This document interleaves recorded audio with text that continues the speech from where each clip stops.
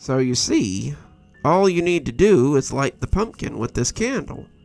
Once he sees the gourd, the green man will flee, and all of this will be over. Travis nodded. Pa Pumpkin had laid out how he could win, and now he had the tools to save his town. He glanced at the window and started when he saw light peeking on the horizon. It was nearly morning, and he was still here. Travis stood up, not realizing how early it had gotten. I gotta go. I may be too late already. If you're sure that you still want to go. Travis nodded, but it was a slow nod. I have to. I took a vow to protect and serve, and this is one of those times I have to live up to it. Besides, I've got to do this for my partner. Then take this, Pa said, Ma handing him a candle and a lighter and a sack which turned out to be a mask. It reminded him of a scarecrow's face, and it felt burlappy under his fingers. It might help you get into town without being noticed. Just move a little stiffly. Though, that probably won't be too much of a problem for you. Travis thanked them, stopping to grab a knife from the block as he went by. If your story is to be believed, though, it sounds like I'm going to need a pumpkin.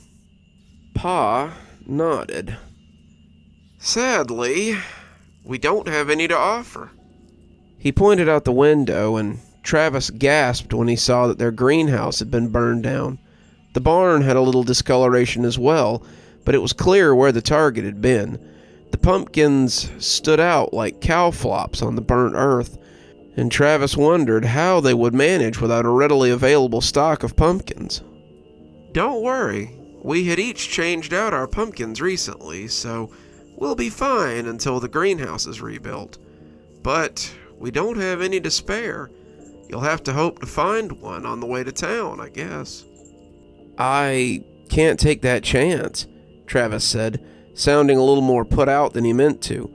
Sorry, but yours could be the last pumpkin in 100 miles. I just need one. It's not like I need a truck full. Pa Pumpkin made a sound somewhere between embarrassment and exasperation. I sure wish we could help you, but with the green man in town, we have to keep ourselves covered. We've only got what we're wearing, at least until the greenhouse is fixed. Travis smacked the table in frustration. Why even tell me the secret of winning if you weren't going to give me a pumpkin? I swear it's like you dangled it in front of me and just snatched it away when it was time to jump. We offered to let you stay here in safety. You're the one who wants to leave.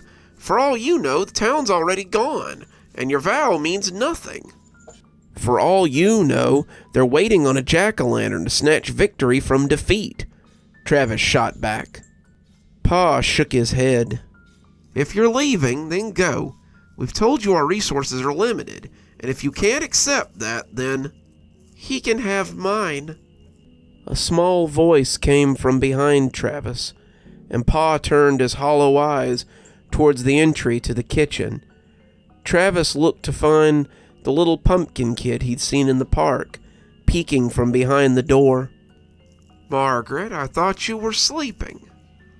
Pa tried to sound good-natured, but came out as exasperated as Ma Pumpkin walked over to try to get her daughter back upstairs.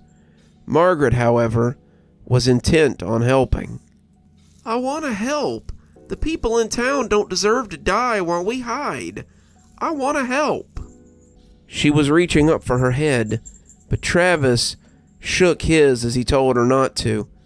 Thanks, darling, but I don't want to put you in danger. As long as you defeat the green man, then I won't be. As the pumpkin came off, Travis saw her long hair fall from the hole. She handed the pumpkin to him, and he tried to ignore the way her hands shook as he reached for it. Ma Pumpkin took hold of it, though. Maggie, no! You can't! Charles, tell her! But Pa Pumpkin stood looking at his beheaded daughter, his carved eyes bored into her, as if trying to assess whether she knew what she was giving up. Maggie, do you understand what you're doing? Maggie nodded. "I want to help, Daddy. It would be nice not to have to walk around with a pumpkin on my head for a change." Pa thought about this before nodding as well. Travis, be very careful with that pumpkin. It could be the last chance that Frazier has.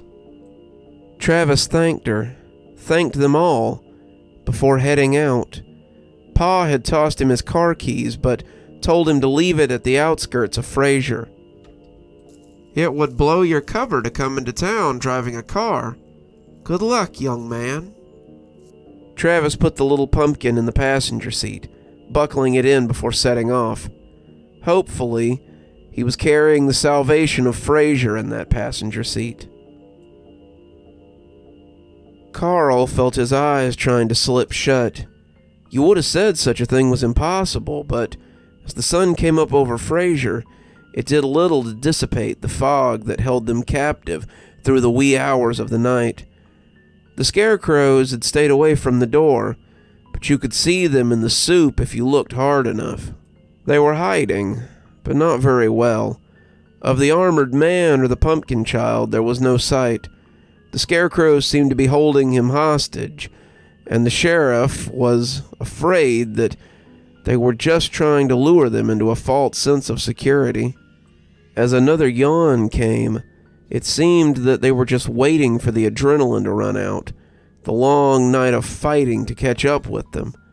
Once the participants were asleep, they could storm the doors and carry them off to whatever awaited them. "I recommend we sleep in shifts," Carl said suddenly. Those in the station with him looked confused, so Carl said it again. "With all due respect, Sheriff, who the hell can sleep at a time like this?" As if in answer, Molly loosed a long yawn that cut through them like one of the scarecrow's knives. "If you're fresh, Mr. Worley, then you can take the first shift. I suggest the pastor and Casterly take the first shift as well as anyone who feels like they can last more than a few hours." Casterly bristled a little, as Carl felt that he probably would.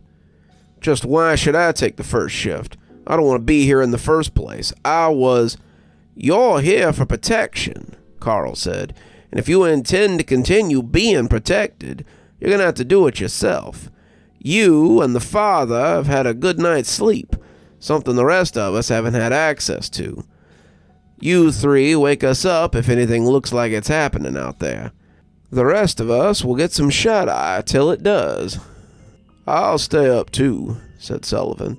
"I'm feeling pretty okay." Carl doubted it, but Sullivan was a grown man.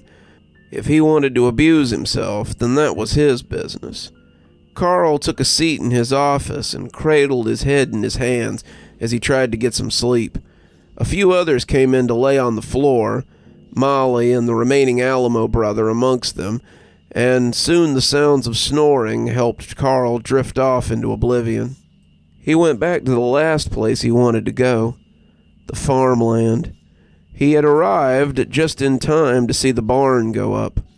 He had been out of the car in a matter of seconds, shotgun in hand, but when he'd seen the scarecrows coming out of the corn towards him, he had lost his nerve.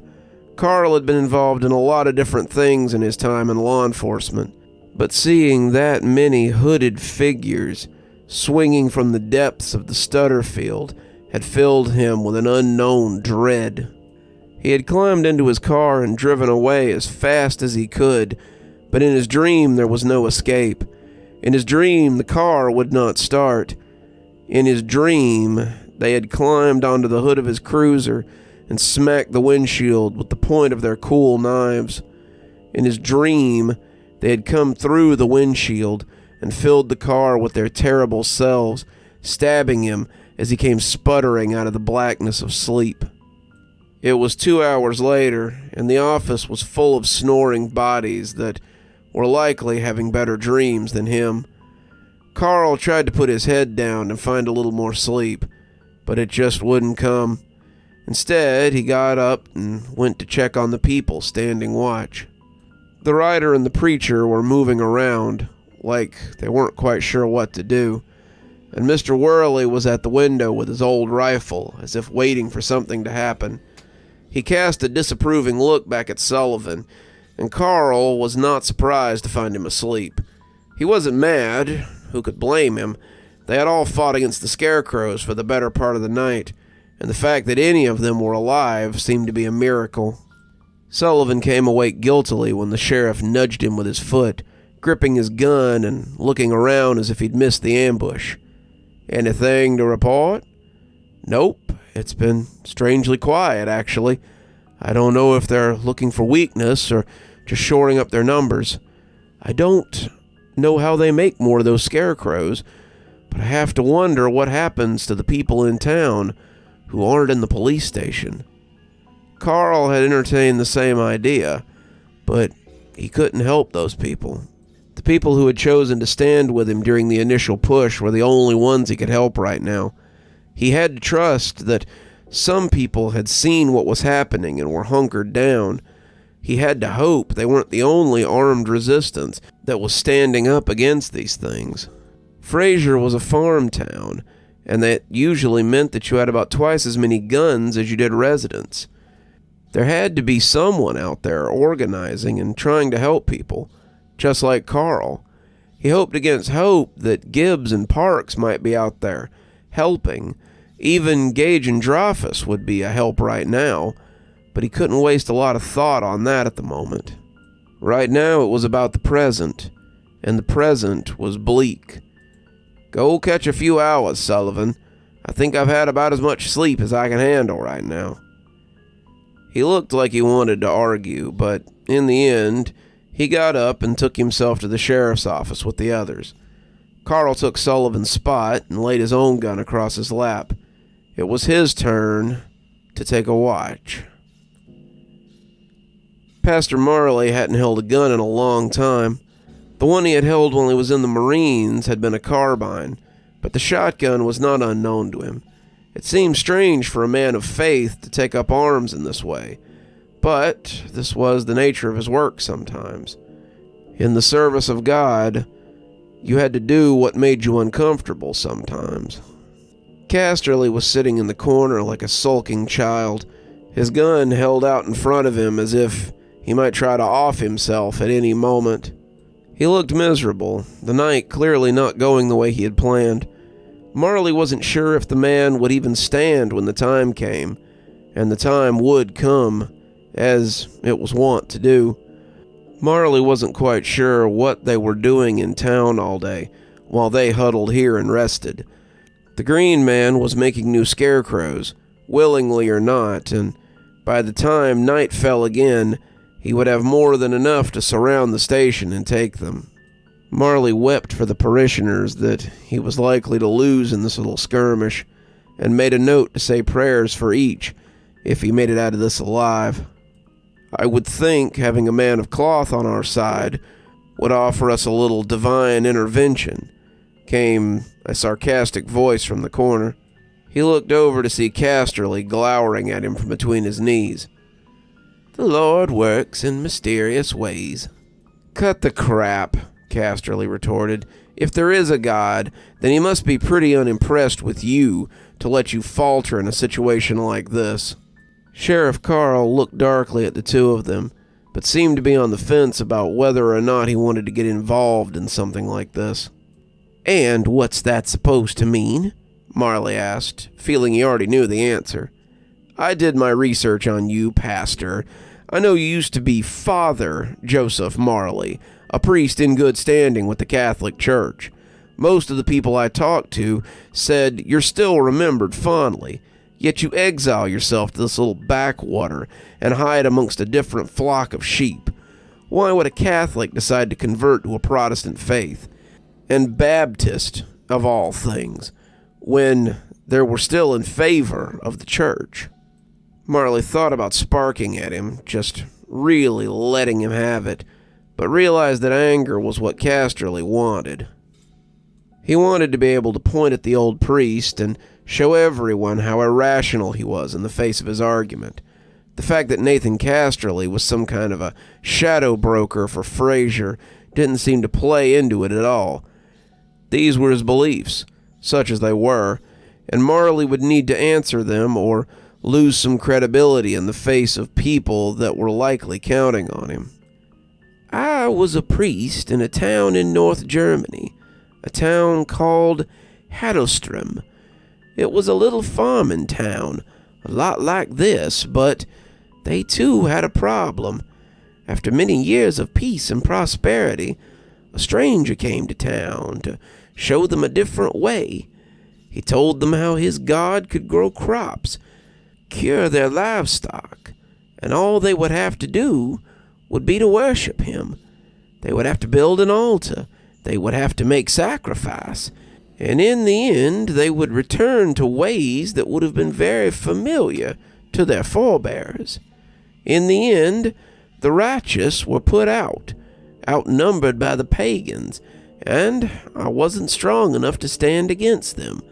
I ran from the people who depended on me, who needed me, and now I'm trying to make amends for my weakness. How noble. I'm glad that Frazier can act as your last chance to get your wings. Casterly grinned like a naughty child who's found a way out of punishment, but Marley wasn't done just yet. Maybe you should ask yourself, Casterly, what you have done to find yourself here. You told those deputies what you knew, and it landed you here with us. Perhaps this is the reward for your righteous action. Maybe God has decided that it's time for you to help someone else instead of just helping yourself. Casterly opened his mouth, but closed it again a moment later. He went back to staring at the rifle of his gun, like he might find solace in it, and Marley went back to patrolling for openings. If he was to die here in the police station, he wanted to make sure that it was a good death. Travis pulled up to the outskirts of Frazier to find that while dawn had come, it hadn't come to the town. The town sat in a deep fog bank, and it swirled around Frazier like a misty serpent. It wasn't a particularly bright day, and it looked as if any Halloween festivities that might have manifested would be rained out. The clouds were thick and purple, and the grumble of thunder made him clutch the pumpkin tightly. He needed to get it there, and he needed to find this green man quickly. He put on his mask and headed for the city limits, but as he stepped into the thick mess of condensation, he was lost amongst the unfamiliar streets of a town that he had known all his life. The mist pressed in on all sides, making him claustrophobic as he staggered up the sidewalk. The candle in his pocket pressed against his leg, the ridges at the bottom making him wince, and the farther he walked, the less distance he seemed to make. He grimaced as the hard lines dug into his thigh, and when he slid the candle out of his pocket, he suddenly had an idea. He put it into the pumpkin and lit the wick, watching dumbfounded as the fog parted a little and he could see the street ahead. As he moved, he listened for the sound of the fountain, knowing he was getting close to Main Street when he heard it lapping. If he could get there, he could find the station, and he had little doubt that if the sheriff was still alive, that's where he was making his stand. He came up Chambers and saw the fountain as it lapped and bubbled placidly. He stopped, however, when he saw the bodies and realized that he might already be too late. As he walked, he saw Clarence, Mrs. Binks, Seth from the fire station, and his brother Otto, men and women of the town that he had known all his life, all of them dead as they watered the streets. He could almost see Gibbs amongst them, Dreyfus and Gage too if he looked hard enough. The further he walked, the more he saw the sacrifice that they had put on for the town, and the more shit he felt about it. He should have been here. He should have stood with them, but he had been out in the woods figuring things out too late. He saw shapes up ahead and hoped against hope that they might be the holdouts from the militia. When one of them turned, its legs bringing it over in strange herky-jerky movements, Travis raised the pumpkin and blew the candle out through his mask. He looked back to find the scarecrow inches from his face as it stared into his sackcloth eyes. Travis was still for an undeterminable amount of time, and when the scarecrow moved away, he followed it. Maybe it would lead him where he needed to go. Carl shuddered awake when Molly shook him, looking up as if expecting to see scarecrows all around him. "It's time. They're gathering," she said. Carl got up and tried to stretch the crink out of his back. The clock said it was nearly noon, but it looked like sunset from the light filtering through the high windows. Molly had roused the troops, such as they were, and they all looked as ready as they were likely to be. Carl went to the peephole and looked outside, his teeth clicking unbidden as he saw the hordes amassed. There were more scarecrows than there had been last night. So many more. And they were just waiting for the armored figure to call them to action. "Defenders of Frazier," the Green Man said, "you have been given leave to discuss the terms of your surrender. But now it is time to choose. Do you join me, or do you die in agony?" Carl looked back at those assembled, but surrender didn't seem to be an option. "We'll fight till the last, you goblin," he shouted back. "We would rather die than serve you." The helmeted head creaked slightly, as if in acknowledgement. "As you wish." Carl let the flap close an instant before the front was buffeted by a storm of bodies. The scarecrows were just that, but they were in such numbers that Carl heard the glass and the metal groan as they hit it. They were trapped, but they weren't out yet. "Get ready. This is it," he said, wincing as he heard one of the little windows break behind them. Travis heard the armored man yelling, and when the scarecrows moved, he hung back. He was still 60 feet from the knight, and he didn't want to give his advantage away too quickly. If he could get in close, then he could take the man by surprise, but he was also keeping his eye on the pumpkin kid. If he saw him coming, then it could all be for naught. But watching the scarecrows mob the station made him think that time was not on his side. As he worked his way forward, fumbling the lighter in his pocket, he knew he could only get one chance at this. He'd been creeping closer to the stationary giant, but the closer he got, the more he realized that this was a bad idea. If he came right up to that old ghoul with his totem, what would stop it from just smashing it in his hand? He looked around, gauging the right spot, and saw what he was looking for. The town hall was 2 stories high and made of fresh red brick. He stumbled his way towards the building, trying to stay out of the line of sight of the lumbering figures, and when he got to the side door, Travis slipped inside and made his way to the roof. There was a fire escape on the 2nd story, a place where he could be seen but not reached easily. The place where he meant to light the beacon. "The door," Carl said, and Father Marley was moving before he could get his legs in motion. The window had been one of the side offices, and they were already looming up as Marley slammed the door shut and put his back against it. They battered at the wood, bulging the barrier oddly as they tried to come forth. Another window shattered down the hall, and Carl was forced to turn his attention there. There were 4 such offices, and as Sullivan held the door on the fresh entry, some of the others moved the furniture from the other offices to block the doors. As they moved it out, they could already see the cracks forming on the glass, and Carl knew that they wouldn't hold for long. "Head to the back and get some of those old desks from back there. That should be sufficient to hold them in place." They were settling the last one when the door started jerking too. The scarecrows were falling in like autumn leaves, and Carl was worried that the desks wouldn't be enough to hold them back. The old priest was still holding the door with all his might, and as they blocked Sullivan's door as best they could, they dragged the heavy wooden battleship from Carl's own office to plug the last door. Carl could see something dark sliding down the wood as he came up, and by the way Marley was shaking, he could guess what had happened. He watched as the flash of silver came darting through the wood, and as the desk came to rest in front of the edge of the portal, Carl shoved the priest aside as he helped him to the little couch they kept for guests. He could see a dozen oozing wounds on the man's back, and when he tried to call someone over to help, the priest grabbed his hand. It's too late, Chef. They've hit something a little bit important. It's only a matter of time.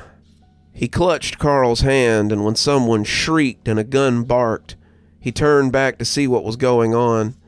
The door that Sullivan had been holding was coming open as the defenders of the station tried their best to hold it closed. Mr. Worley was poking the barrel of his rifle through the gap, the weapon booming as it went through the straw men. He got a little too close, however, and when a hand knifed out and caught him in his wattled throat, he fell back as the hand came up to stem the flow. He was dead before he fell onto the remaining Alamo brother, and when the other two doors began to rattle, Carl wondered if this might be their final moments of life. He took some comfort in the fact that he wouldn't die alone in his trailer of a heart attack or a stroke. He wouldn't be found with his pants full of sludge and his eyes still open. Instead, he died doing something worthwhile, and that was as good a death as any that a cop could ask for. When a shriek suddenly split the night, he looked towards the covered windows and wondered what fresh horror had befallen them. He didn't notice when Marley's hand went limp, but in between the charge and the climax, he passed on as peacefully as he could. The horse reared as Travis brought the pumpkin to life, and it seemed to work too well. As Travis held it aloft, he expected the horse to charge, the scarecrows to arrive and mob him, or for the armored figure to simply laugh in his face. When the fog began to shrink from the light of that lone pumpkin, Travis sucked in a breath. When the horse capered backward, its rider holding tight to the reins as it looked at the pumpkin in silence, Travis couldn't believe this was working. When the armored figure began to shudder in his saddle, Travis knew that Pa had had the right of it. It was all about the pumpkins. It always had been. He hadn't believed it. Not really, but as the armored giant shuddered in his steel, Travis had to admit the power of this totem. "What?" he heard the pumpkin child say shrilly. "What's wrong?" You said they were gone. I told you they had to be gone before I came. It's only one. It's just one pumpkin. I did what I was supposed to. I got rid of them. The armored behemoth was still walking backwards, and when he pushed the child off the saddle horn, he barely managed to land on his feet. Travis thought his little pumpkin head would likely smash against the ground now, but he held it aloft as he looked up at his protector in confusion. What was going on? Some sort of falling out, Travis supposed. No! I did what I was supposed to. I got rid of them. I was loyal. I brought the people to you. The horseman was retreating into the dissipating mist as the boy begged, and Travis thought he saw the shadow of his army leaving with him. No! The kid shouted. It was too late. The spell was broken. The green man was on the run, and the kid was left behind. Travis pulled his mask off and let it fall to the ground, setting the pumpkin down gingerly on the ledge that he had been standing on. It was over. Just like that. It was over. Frazier was saved. Now it was time to count the cost. The scarecrows looked lost, like children after a thunderstorm, and Carl told the militia to move in the face of their indecision. He didn't know what was happening, and he didn't care. All he knew was that now was their chance. They cut them down, smashing and blasting them as they reduced them to so much refuse. The scarecrows mostly just stood there, and the ones who still moved looked lost. They destroyed them easily, trampling them underfoot, and when they were finally done with them, Carl led his militia out of the station. The fog was gone, the green man was gone, and the town was free of the taint. He could see the burning jack-o'-lantern sitting atop the roof of City Hall, and smiled. Someone had done it. The old priest had been right in the end, and Carl couldn't help but think it had been Parks. Whoever it was, The town was safe now, and as the rain began to come down, he had never been happier to be soaked in his life. In all, about 200 citizens had died in the assault on the town. The sheriff had been right in the end. Most of the citizens had hunkered down and waited out the scarecrows, and as the fog dissipated, they came out of their homes to see what had befallen Frazier. That night, they mourned the dead, but they also celebrated the town's victory over evil. Carl was present, retelling the tale of his standoff with the Green Man. Nathan Casterly was there too, also telling tales of the police station skirmish and the bravery of those involved. Molly had been seen sitting with Gilbert Alamo, and it seemed that the two had become quite close.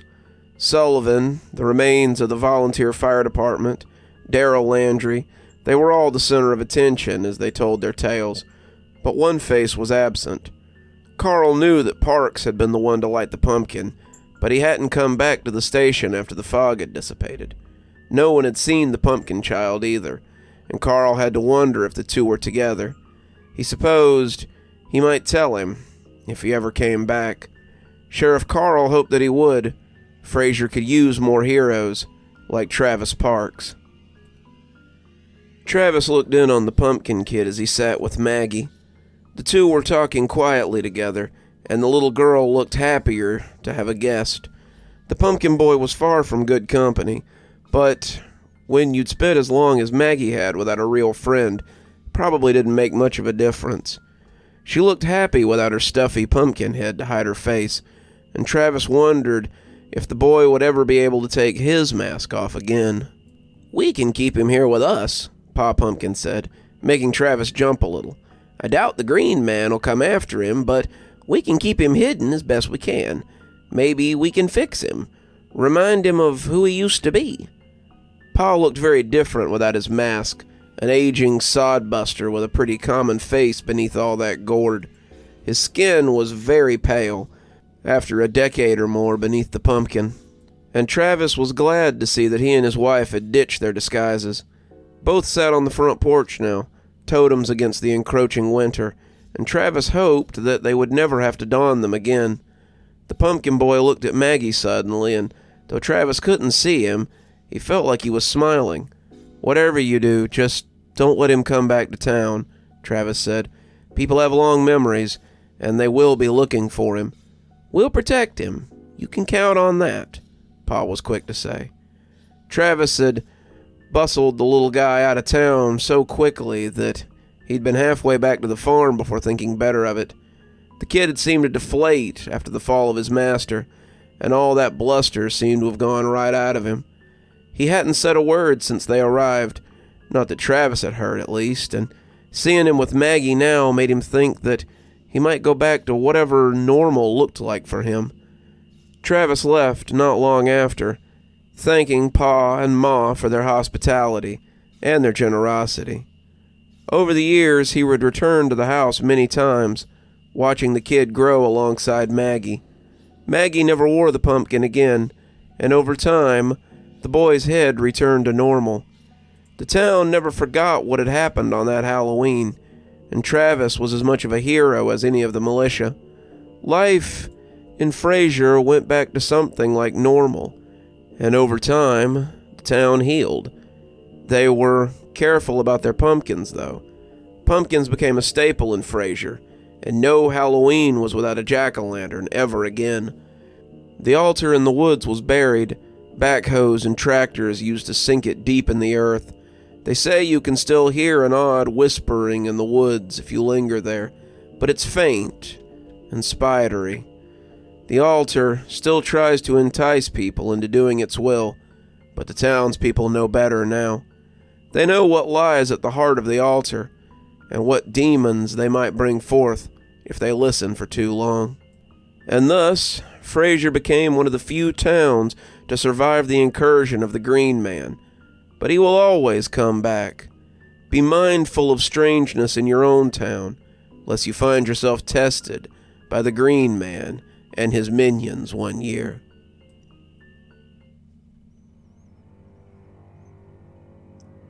Good evening, everyone. It's me, Dr. Plague.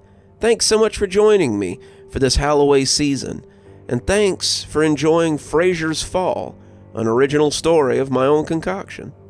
It's always such a pleasure to tell you all about the Green Man, and the Pale Lady, and the Laughing Audience, and Dr. Winters, and Grandpa, and everyone that I write my little stories about. I do so love to see you guys come back week after week to enjoy my tales, and from the bottom of my heart, thank you. This season has been full of surprises and great expectations and so much, and I know many of you are looking forward to the book coming up. It should be out in a couple of days. I'm ashamed to say I've bitten off a little more than I can chew, and proofreading is taking a bit longer than expected. Before we go, let's go ahead and thank our patrons. Thanks to everyone that contributes to the channel, whether it's through YouTube or through Patreon. It still seems weird and flattering that anybody would give me money to do this, but I appreciate it from the bottom of my heart. Let's thank Unicorn Hollow and Civ Garstad, our spooky ghost contributors, Janet, Lee Kendall, and Saikat, our spooky skeleton contributors, and hi Stacy, Winter, Xaronan, Emily Coltsfoot, Stephanie Carrington, Tyler Parker, Cinnamon Fox, Sarah Massamar 42, and Bella Lee for being our Ghostly Reader tier contributors. Thanks so much, everyone. We really could not do the show without you. If you'd like to contribute to the channel, why not come on down to Patreon, or subscribe through YouTube, or just come back and watch another video. I always love to read your comments and see how much you love my videos and my stories. And as always, thanks for stopping by. Dr. Plague, signing off. Have a wonderful evening.